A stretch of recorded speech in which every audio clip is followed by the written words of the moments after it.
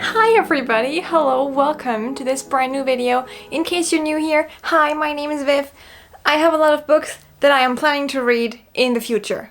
Someday. One day. Maybe this day, not this day.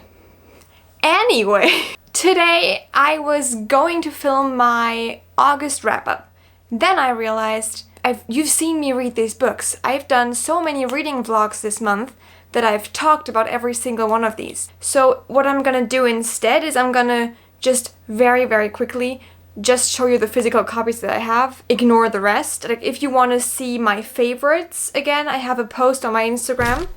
This one, or you could just check that one out and see my favorites of the month. Other than that, I also did like a short on Sunday where I just talked about them really quick, like yes or no quick. I'm just gonna quickly go through all of the books that I have. I have them all down here. Give me a second. Ooh, here they are. We're gonna quickly go through all of them. I'm just gonna say if I like them and if you should read them. And then after that, what the plan is I'm gonna show you a few books that I plan to read in September. And I'm gonna tell you my general reading plans for September, because September is gonna be a little bit of a different month for me. So let's get into that. The first one we have is an unbalanced equation. I wasn't really happy with this. I expected so much just because this is a STEM romance, in case you cannot tell. Look at her. She's Beauty and she's Grace. But she's not Miss United States. That's all I have to say. It could have been so much better, but it wasn't. Next up we have The Do-Over by Lynn Painter. Honestly, same with this one. Could have been so much more. There was so much potential. But it was this Groundhog Day thing, and it didn't hit the same spot as Better Than the Movies did. Next up we have Babel. Now you can see the entire Babel extravaganza up here. Babel was incredible. I don't think I've ever cried so much in... I have cried this much, but I cried a lot, okay? I also am very happy that I finally read this.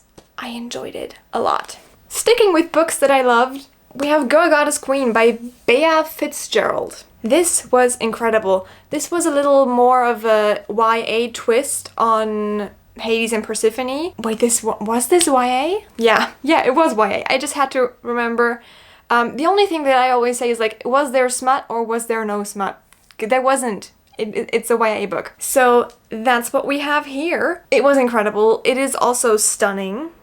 So I would just like to mention that. Oh my gosh, we're on a roll right now. Next up we have Divine Rivals, which was also incredible. I mean, you've probably heard of Divine Rivals. You've heard of it, you've heard me talk about it, you've heard other people talk about it. It is the hype right now, and it deserves to be. Honestly, this book deserves all the hype that it can get. This is like the vibes with like the love letters and everything. It was so good. You have to pick this one up. It's so good. And if you think, oh my gosh, I don't read like books that are this hyped, do it. Do it. Do it. And then thank me later. Next up, we have The Agathas. Now, The Agathas is a book that I would recommend to people, but it wasn't one of my favorites this month. This was a solid 3-star read. It was okay. It was alright. It didn't hit the top bar. It was just good. And that's it. Like, again, with this one, I already said this in my, like, week of reading. And this book was generally just first season Riverdale meets A Good Girl's Guide to Murder, which sounds incredible, but I think it could have been executed a little better. Next up, we have Cross by Emily McIntyre. I'm just gonna say it, I'm not the audience for this book. The entire series, the further I get into the series, the less I enjoy the books. I feel like Hooked was really good, but with this one, I wasn't that into it. Now, about this series, these are all standalone, so you can read any of those books in no particular order. The characters are not related, nothing is related, not the storyline. They are set in different times, completely unrelated to each other. The only thing that they have in common is that they each focus on a certain fairy tale and then retelling it, but not really retelling it, but just like using aspects of it. And this one was like, it was a priest. I don't like priest romances. Like, why is it a thing? Next up, we have a book that I actually have no idea what this is supposed to be. I said this before, I don't know if this is maybe horror, maybe just general fiction. I have no idea. It's very weird, and I didn't enjoy it. The only reason I bought it was because I knew there was going to be an asexual main character, and like even that wasn't enough. Next book I have is The Romantic Agenda. The Romantic Agenda was a very nice romance, also focusing on an asexual main character, actually multiple asexual main characters, and it was just really, really nice to see like a lot of asexual representation in a romance story, because usually people always assume that asexual also means aromantic, which it doesn't necessarily always mean that. This is a great book to just like see that that's possible. And then the last book is a book that I would not recommend you. I've talked about this, you've seen me talk about this, Death of a Bookseller.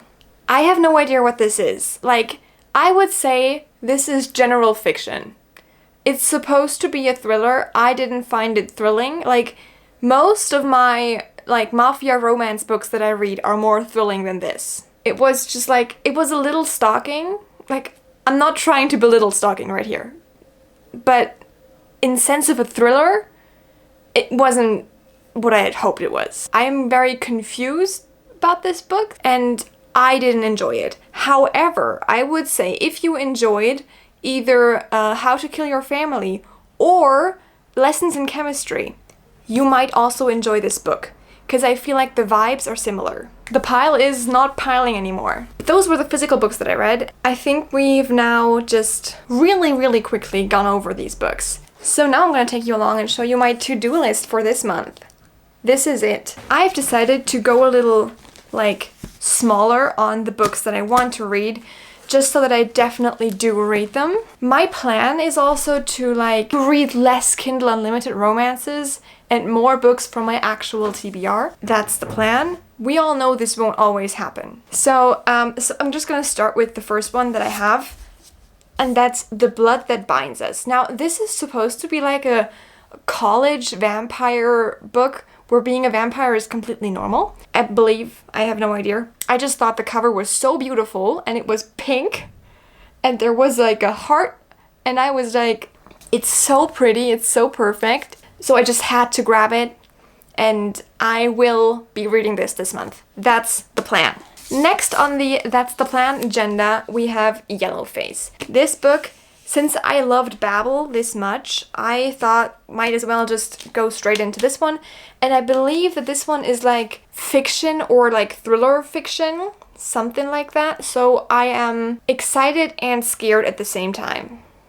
Sticking with like thrillers and crime, we have Five Survive by Holly Jackson. I am just in the mood for thrillers, and I think this is one that I'm hopefully going to enjoy. So I've picked this one out, and I'm gonna read it, I hope. Okay, so there's 6 friends on a road trip, and only 5 can survive, and one of them will not. Sounds interesting. The next book is one that you've probably never heard of. It is The Book That Wouldn't Burn by Mark Lawrence. I had to pick it up again because it was stunning. It's just very, very beautiful, and I just had to grab it.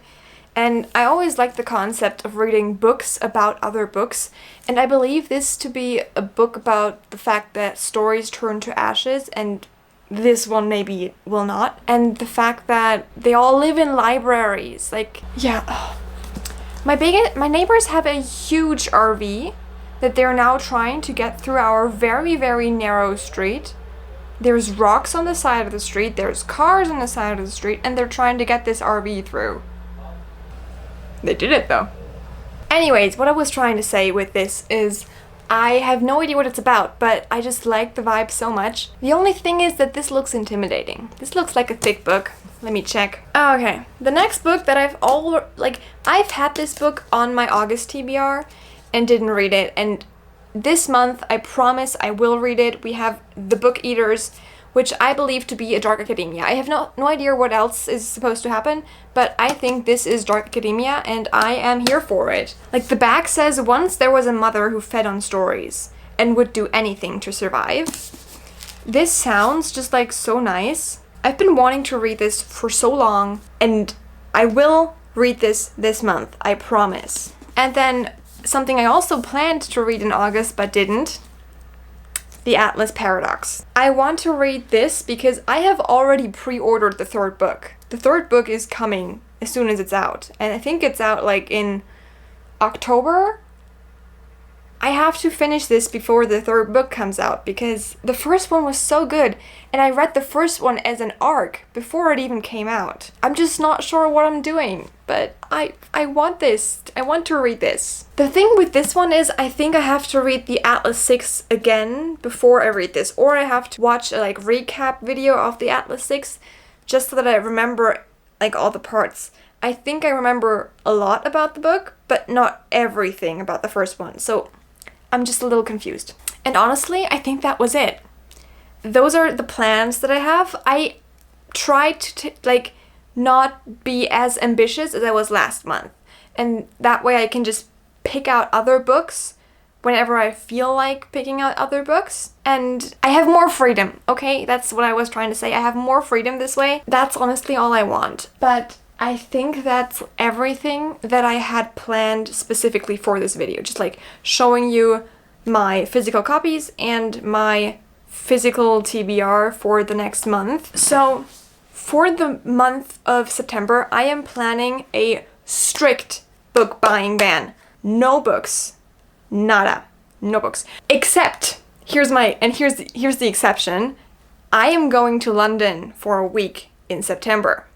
Now, I cannot go to London and not buy books at Waterstones. It's impossible. Or like any other bookstore. I don't really care what kind of bookstore, just so long as it is a bookstore. I'm going to London. Like, I can't not buy books. I am just like trying to save my money for my London trip so I don't buy any other books this month. I'm gonna just catch you up on that if I am successful. If I am not successful, today is September 2nd.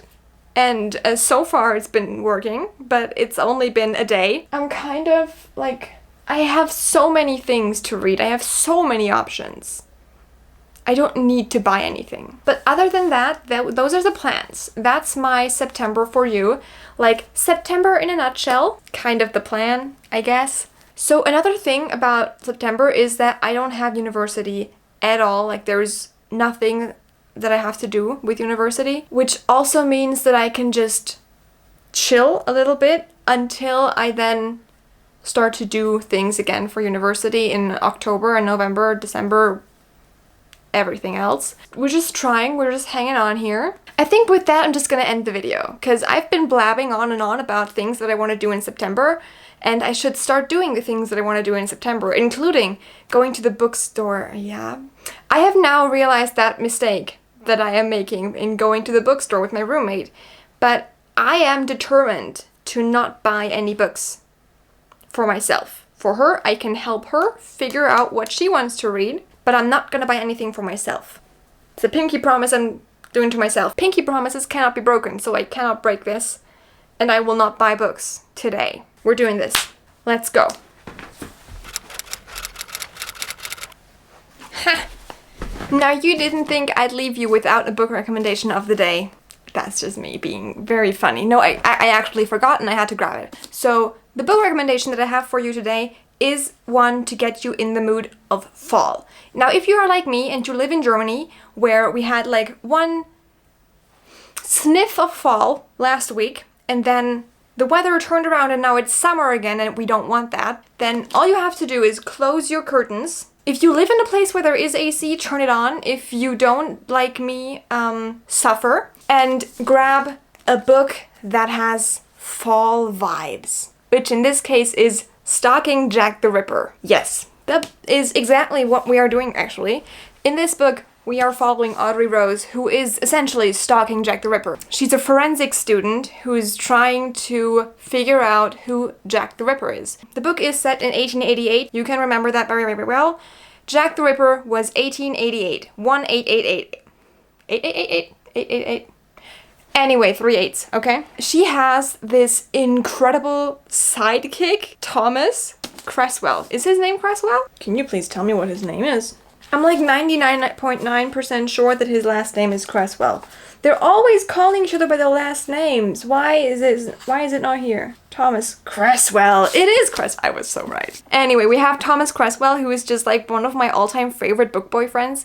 And if you have not picked up Stalking Jack the Ripper yet, do it. It's perfect for fall season. It's perfect to get into the spirit of fall There's 4 books in the series. This one is the start to something great. And there are so many plot twists in this book and in this series that it's just incredible. And with that, I'm gonna let you all go, and we'll see each other next time. Bye!